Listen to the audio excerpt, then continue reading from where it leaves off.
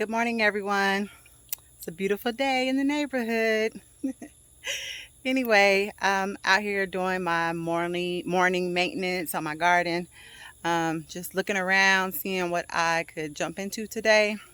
There's plenty to be done, but I'm just jumping back and forth on projects of things that I'm trying to get in the ground and let that be priority. So I'm going to start with putting some tomatoes in the ground today. I know it's a little late for tomatoes, but I think that they will do okay. So we're going to start with that.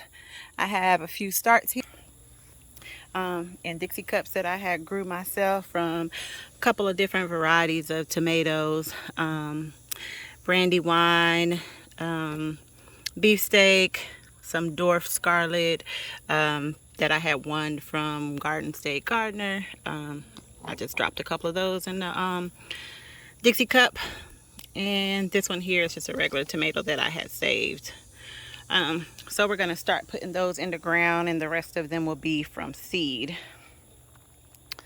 I cleaned out this bed right here to get them ready to go in, and just like my beds that are down in the expansion part of the garden, I'm gonna try and cover them with weed barrier this time and see how that goes underneath the tomatoes. I never tried the weed barrier under the tomatoes before, but I'm gonna try it this time and see what happens.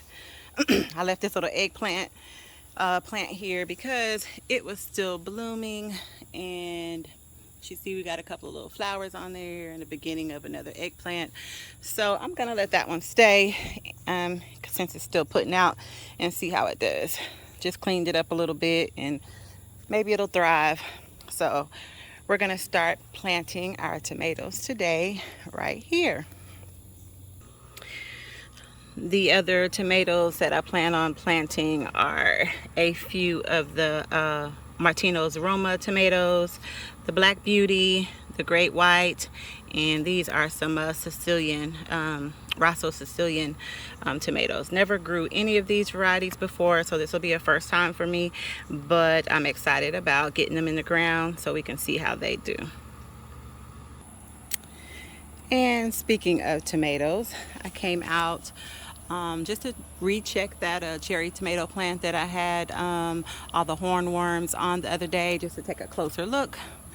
And of course, you know, just checking for aphids, see if they left any babies or anything around. And didn't find any more. Didn't find any babies, didn't find any aphids, but of course there is still another hornworm. Look at her in her glory, hanging upside down on my plant. And I wish she would have a whole bunch of wasp babies on her like a VA gardener so she would die, but I'm just gonna have to remove her like I did the other one. So here goes that.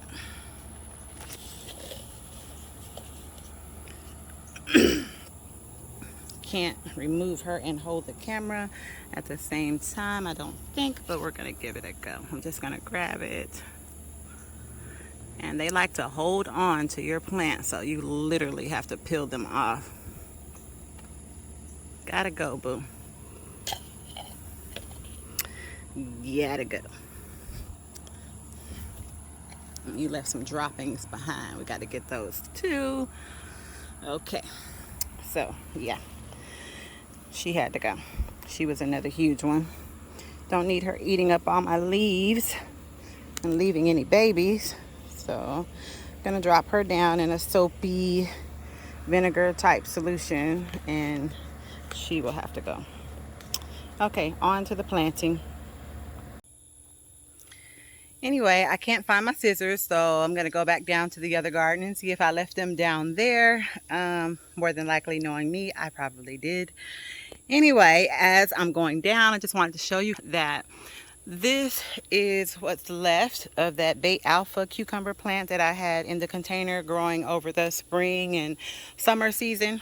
And again, I was about to pull this up and, you know, let it go because I felt like it had done its thing for the season. But As I took a closer look, I just pulled out some of the vines that were, dead, that had died back, and I left the ones that look vibrant and still green. And I did that because I realized that they were still producing flowers, and they were still trying to produce cucumbers. Um, as you can see, let's see, right here, they still have little cucumbers on them. And I did pinch off some of the ones that I felt like were not going to make it. There's the beginning of another one right there. Camera zoom in. Okay. And I'm just going to let it do its thing. I mean, it's not in the way. And again, another one there. So I'm just going to let it do its thing. It's not like it's in the way. Like I said, I had to put it in a container and put it by itself away from the rest of my cucumbers anyway. So we're just going to let it go and see what happens.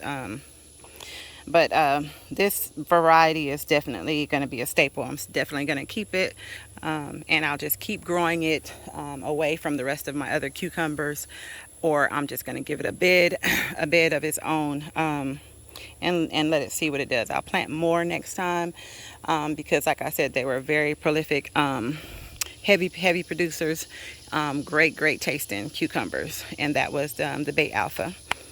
So let's go down to the garden, see if my scissors are down there. And I want you guys to help me decide what to do with this spider. Like you see, you can tell now she has her web, and you can see this is why some people call her the zigzag spider, because she has that zigzag formation in her web. But I noticed yesterday that she has her egg sac right there. So she has already made it. And yeah, that's a lot of babies that's probably going to come out. And I don't know if I want all those babies around my pool or just around, period. Even though, like I said, she's a beneficial spider, I just don't know what to do with all of that. So I'm kind of confused as to what to do. Um, do I let her live? Well, like I said, her lifespan after she mates and has her babies, they don't usually stick around after that much longer. They usually die. Um, the lifespan in total is just a year anyway, unless she doesn't produce any babies, and then she'll stick around for another season. But she has babies, like I said, pending in that sack. So I really do not know what to do, because spiders have a lot of babies, and I don't know if I want all those babies around here. My kids are already deathly afraid of spiders, and my grandbabies. So we're gonna have to do something about that, and I don't really know what to do. What do y'all think I should do? Okay, I'm down at the other garden, and I don't see my scissors, but I can give you all an update on how my garden down here is doing. The other day when I came down, I planted some beans, um, and I already see some sprouts peeking through. So that's a good thing.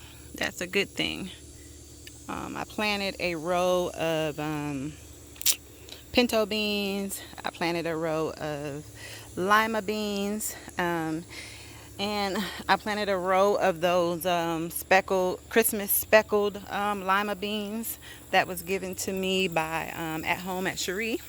This will be my first time growing those, so I can't wait to see what comes up with those. And I also planted some green beans. So we're going to have some beans. And my squash and zucchini mix bed is looking good. I'm going to have to put some trellising up because I do want them to grow up some type of structure. Um, Here's just a little bit of Brussels sprouts that I had planted. And I got some mushrooms growing right there, so that soil must be pretty rich. My cabbage bed still looking good. Everything is perking up. Everything is perking up. Our collard greens are looking very nice, very nice. No blemishes yet. The baby greens are looking good. I got a couple of turnips over there. And that is so funny that these came back from last year. I had collards, turnips, and mustards planted in this same area. And, um, we tilled the ground, we moved everything around, and those turnips came back from last year. And a couple of these collards, the bigger ones right here, came back from last year. So I just left them there and put the rest of them around them. Um, This is the cucumber bed that I planted the other day, and as you see, I already have some sprouts there, yeah, those are coming up really, really nice. And it's only been 2 days, so I guess the conditions are right there. Same over here. I have some cantaloupes and I already have sprouts. And again, it's only been 2 days. Only been 2 days, guys. And we already have sprouts. So, I'm happy about that. Just wanted to share that with you guys. And I'm going to go back up to the top because I did not put my gun on my waist. I don't know what I'm thinking about. I'm tripping. But like I said, I live backed up to this wood line right here. And all of this is my property, going back all the way back there, all the way back there, and all the way back here. And my plan is to get some of this cleared out all the way around right here. I'm gonna have it pushed back probably another, I don't know how far back yet, but I kind of just want it away from my garden. I'm thinking I'm gonna push it back to maybe where that middle tree is right here, and that'll give me plenty of space around my working area so I won't have to be worried about anything creeping up on me and able to see it, because that's the thing right now. When I'm working out here, last year when I was working out here, if you'll see this area right here, I was working and all of this was, in the ground gardening. How I did this side, I had in the ground gardening over here as well. And I was always on my knees and on my hands and knees planting, and I would look over here and hear a sound and look over here thinking that something's going to creep up on me. And one day I did look up and it was a bobcat in the brush, or my husband saw the bobcat in the brush. So that's why I'm always packing when I come out here, because you never know what's going to come through these woods. I always see deers and rabbits and things of that nature, little small animals, which don't bother me, but a bobcat was pretty scary. So as you see, we have the fence laying down here. My husband is kind of trying to do with the expansion project. We're gonna you see, we took a soft fence to put right here, and we're gonna put the hard fence, the chain link fence, around there and bring it on down here. And then we're gonna use the soft fence again and close in this area, so that way my whole garden will be closed in. And we use that area over there for composting. So we have a lot of down trees that we cut down, and branches, and use grass or dried grass and compost. Basically, you know what compost is. So we use that area over there for composting for right now, until we can build a compost bin. But it works. We're getting our black gold. So I didn't find my scissors, so we're gonna go back up and find something else. Gonna go back up and find something else to cut that weed barrier with, so I can get these tomatoes in the ground while it's still a little bit shady outside. Still hot and humid, but shady. I can work with shady. When the sun is beaming down on me, that's when I have to call it quits. So let's go back up. Yeah, as I'm coming back up to the house, I just wanted to show you guys my elephant ears. They're looking beautiful. I got all of this from just one bulb, and I thought that was amazing. I bought two, and one of them died with me procrastinating. It just kind of shriveled up in the box, so I only had one, and I planted it in this corner, and it looks amazing. I think for next spring, I'm going to plant them all along the side of this house, along with some angel trumpets, and it's going to be beautiful. But over to my tea garden. All that mint that I dropped in that container has overgrown and looks lovely. I'm going to go ahead and get some of that and start using it in tea. The African daisy, only one has bloomed. Plenty of marigolds. But I definitely wanted you guys to see this red roselle hibiscus plant. This is just from the one pack of seeds. And it is beautiful. It's starting to get some little buds on it, as you see. Beautiful, beautiful. All the stems have a lot of buds on it, so I should be getting plenty of those. Gonna be making a lot of red roselle hibiscus tea. If you guys have some other ideas of what you can do with hibiscus, send me some ideas. Put some contact information or some type of recipes down in the comments that I can look up. It would be greatly appreciated. I understand that you can make some jam and jellies from hibiscus.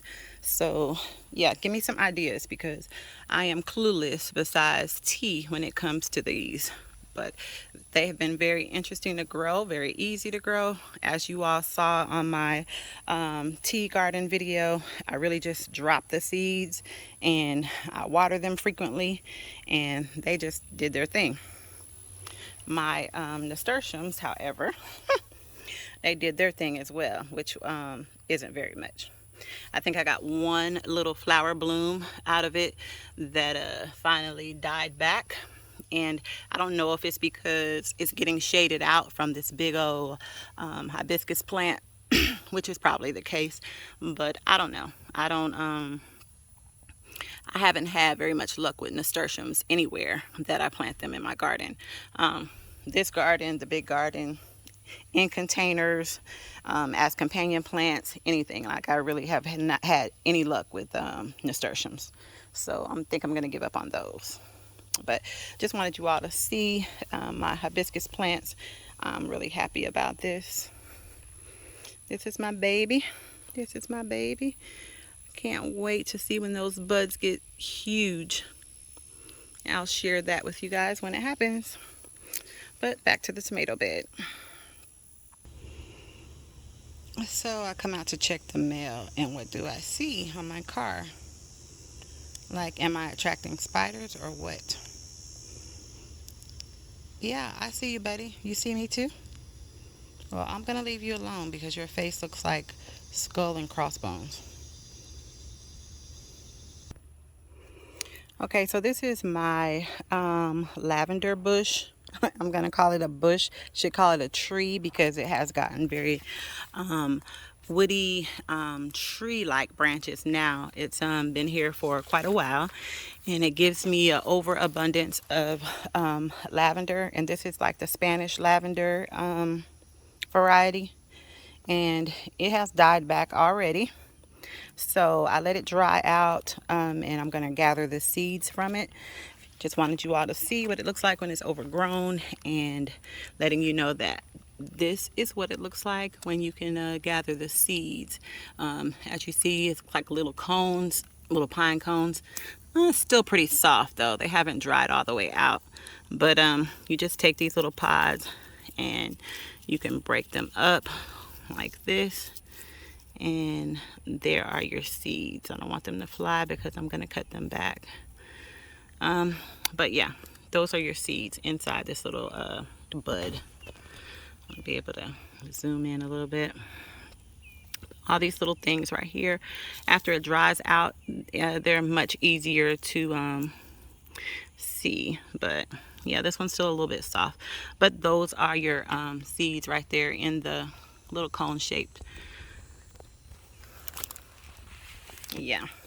Don't let them get like this, like mine. But when you're overworked and you've been injured and you can only do so much, then you just let it do its thing and come back and get the seeds. After I get the seeds from this one, though, I'm going to go ahead and pull this one out completely and just start over, because I didn't really want them to be growing out in the street like this.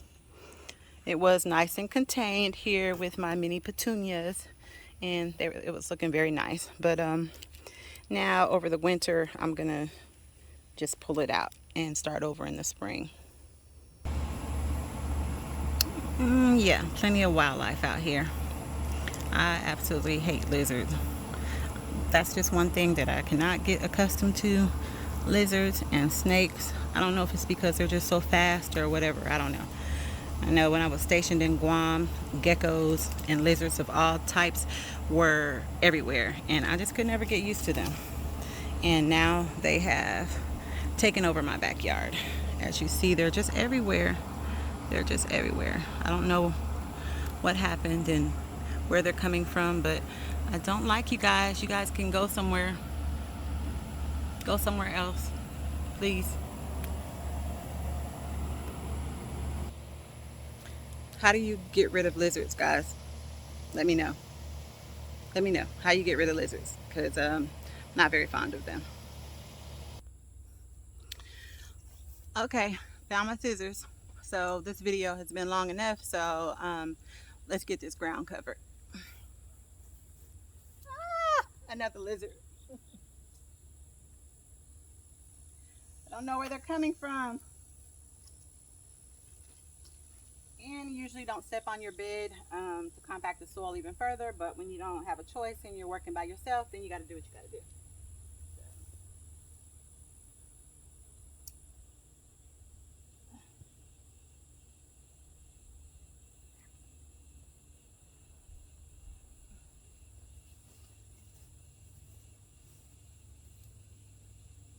So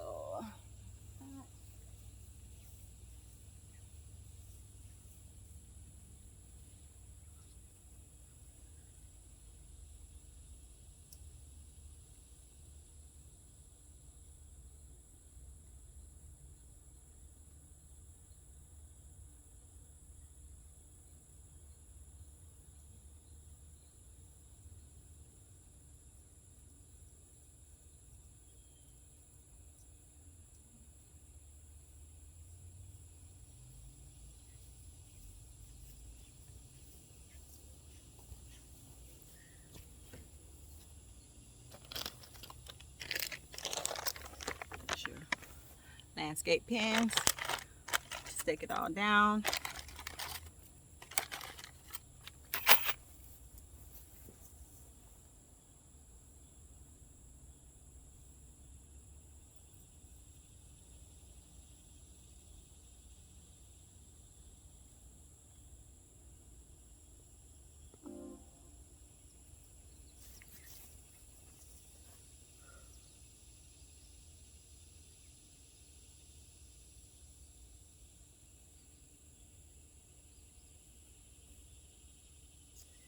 I think I'm gonna bring it out a little further.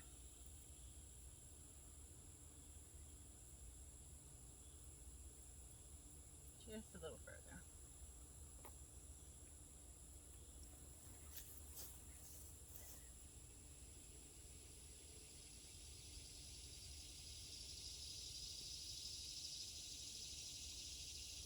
Bring it out just a little further to keep some weed growth from growing around the edge as well, because that irritates me.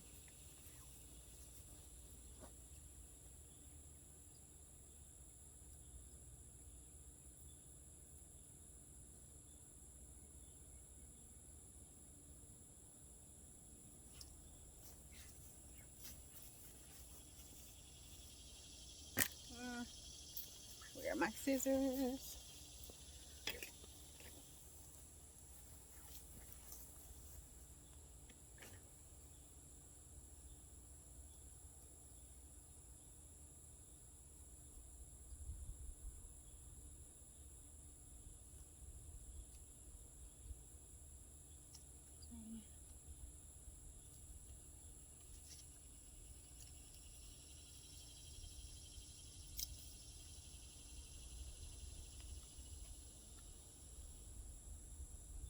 gonna put a pin right there where I cut the slit.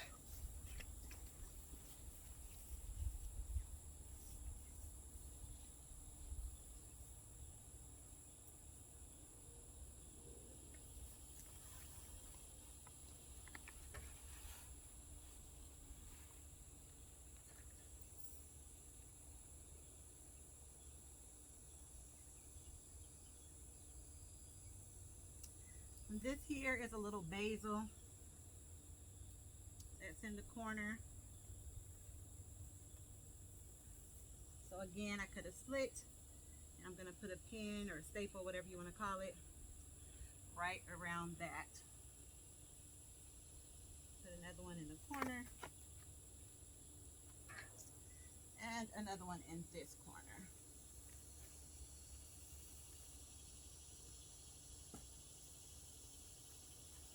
And I'm pulling it up right to the edge because, like I said, I don't want any weed growth.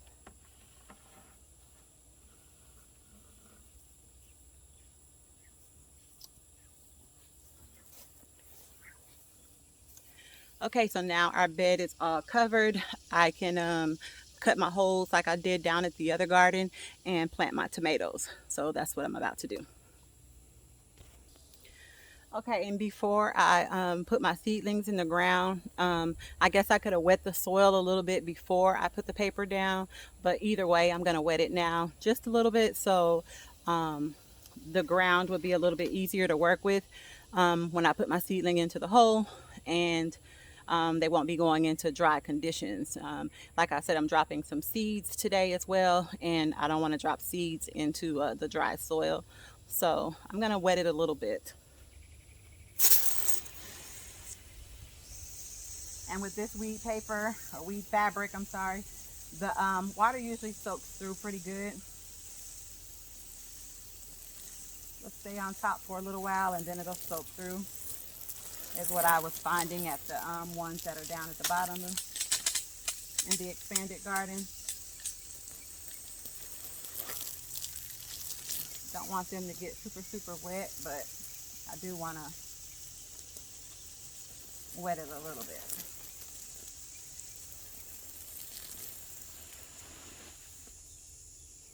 Okay, that's that.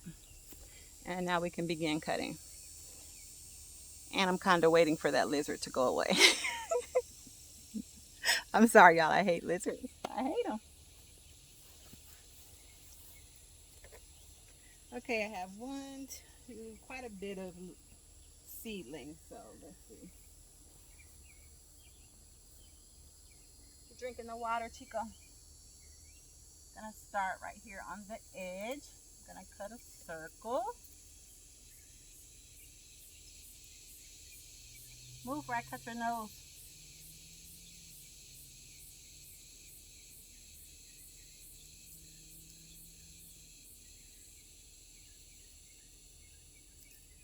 And you can make your holes as big as you like.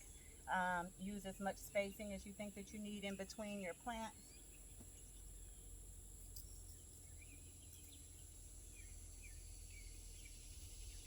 I try to leave enough room to where whatever type of trellising or whatever type of tomato cage or whatever I'm going to use, that there's enough room for it to sit down firmly on top of the plant. So I guess about a foot apart.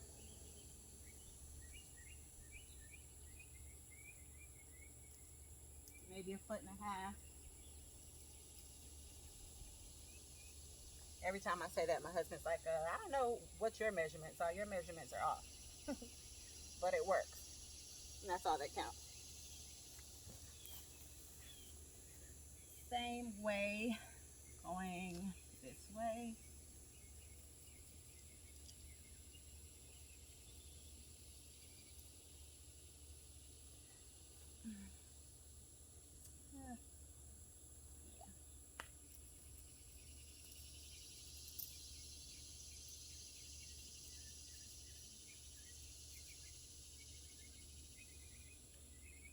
I think you always just like to show your face when we're on camera.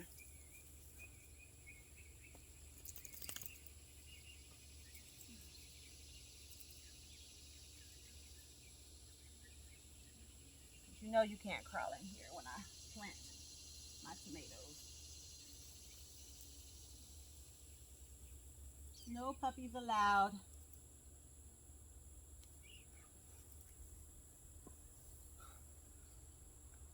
Okay. And I'm gonna put another one right here.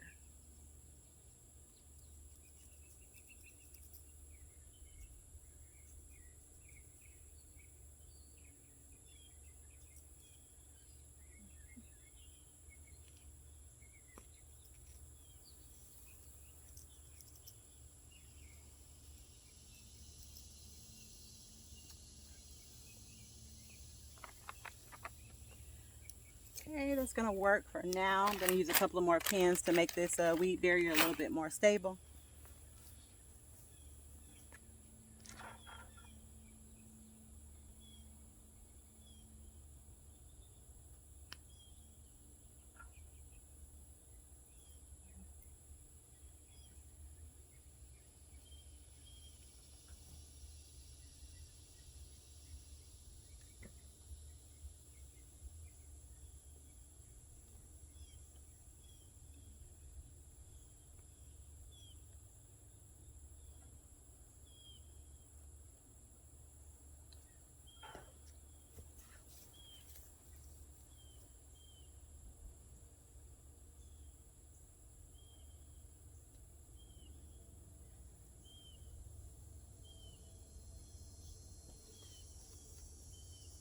Okay,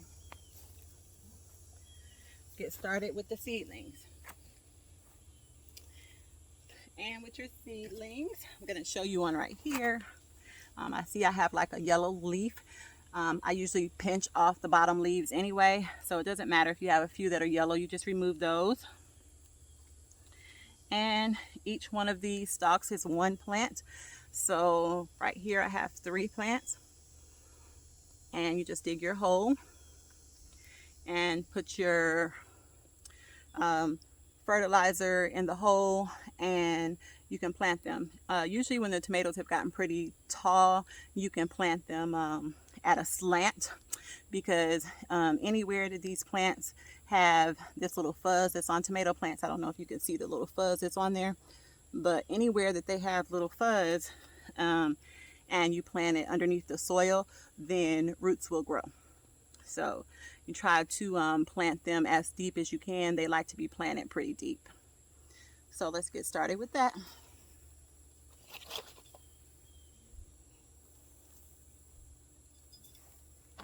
I have my blood meal here. That's what I will be putting in the hole.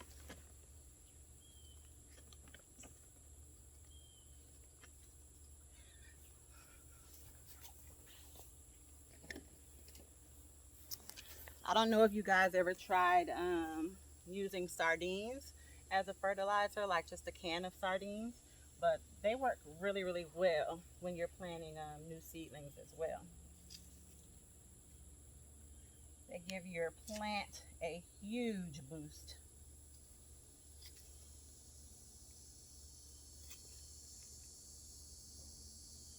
I just dig my hole. Like I said, with these being tomatoes, you want to dig a little deep.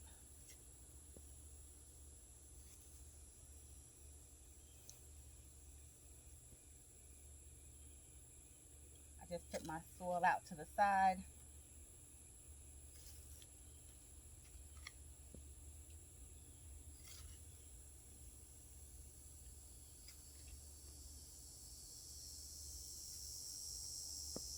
Okay, that's pretty deep for this hole. I wish I had some sardines. I usually like to put sardines underneath my tomato plant, but I got blood meal. It'll work just as good.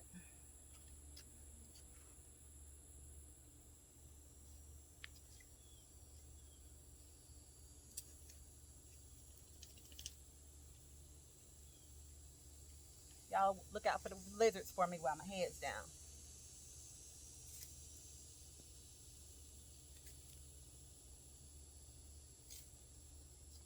I don't know if you can see, but I've never planted tomatoes in this area, but I'm trying to rotate my crops So hopefully it does well in this soil. The deeper you get, you know, here in Alabama we have this red clay, as you can see it sticking to my shovel.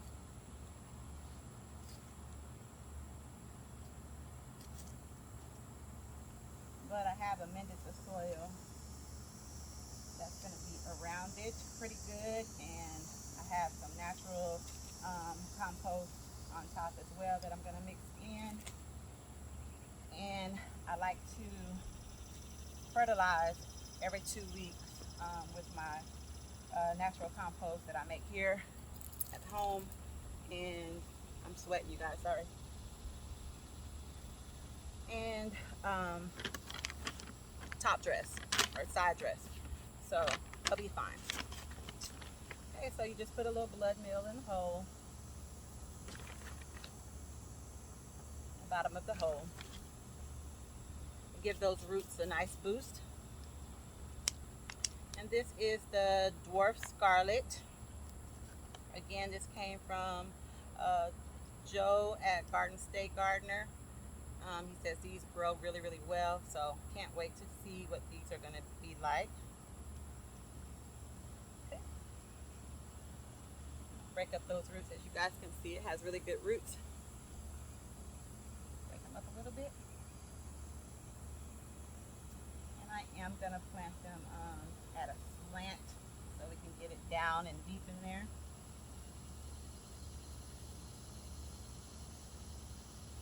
Break up some of that. This soil is, this stem is pretty strong, so it's not going to break when I bend it.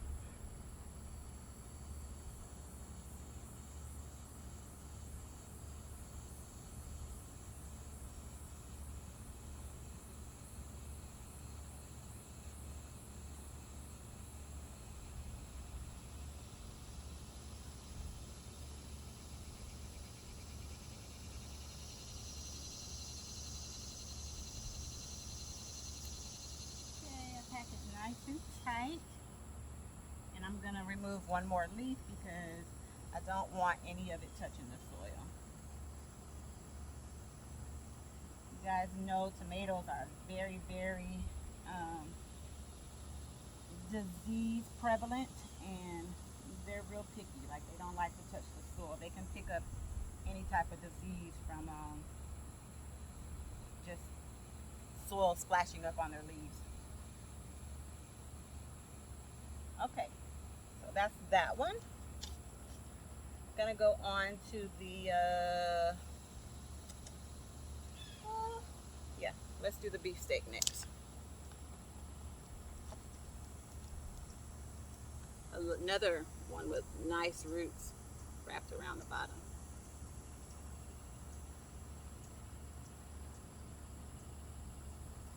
Do this one the same way.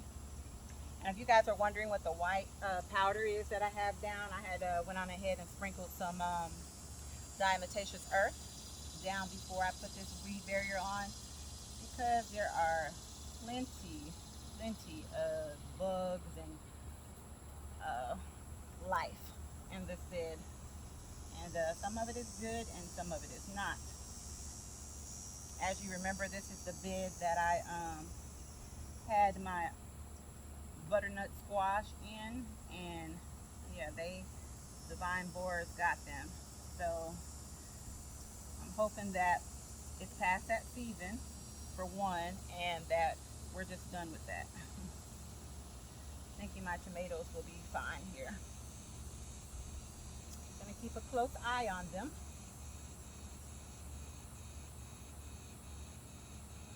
They're gonna be fine. Okay. All right, the beefsteak. It's a rock. I thought it was a grub. Okay. On to the next.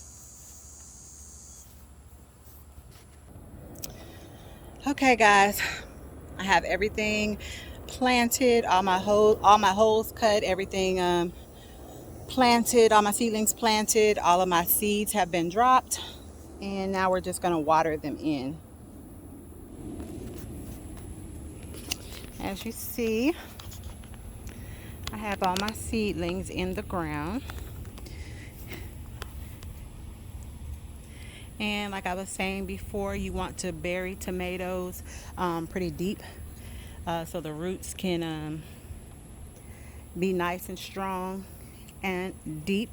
The deeper they are, the more roots they have, which makes the plant a lot stronger, makes the plant a lot healthier. So here I have my seedlings on this side and my seeds dropped on that side. Gonna water them in.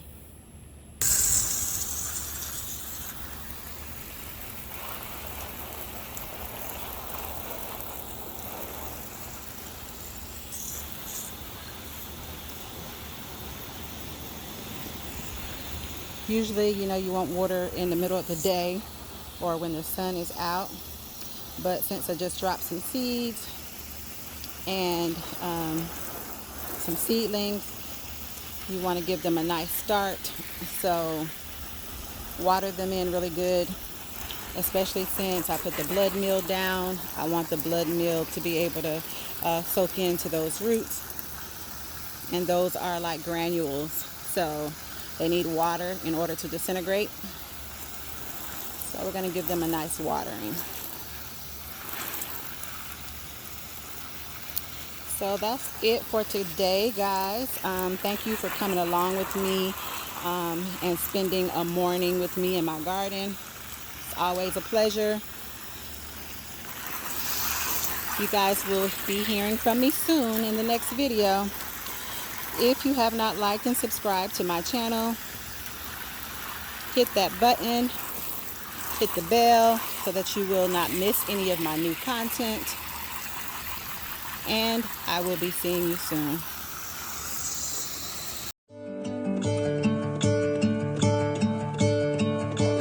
I'm gonna let the sun shine in today.